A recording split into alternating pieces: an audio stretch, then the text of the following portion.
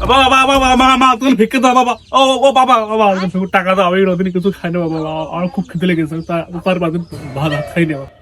কাজ হয়ে গেছে চাচা, আমার কাছে খুচরো কোনো টাকা নেই, এই 500 টাকা আছে, তোমার কাছে বিশ্বাস করে দিচ্ছি, তুমি খেয়ে নে আর যা পারো আমার কাছে দিয়ে দেন, আমি বসছি এখানে। আচ্ছা ঠিক আছে বাবা, আল্লাহ তোমার অনেক বড় করুক, তোর বাঁচিয়ে রাখু।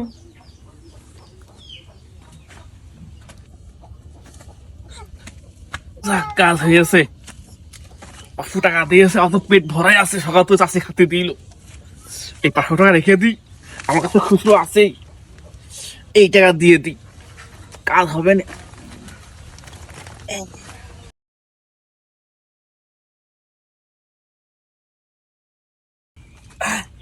বাবাজি, এই যে তোমার বাকি টাকা গুনে নিও, ঠিক আছে?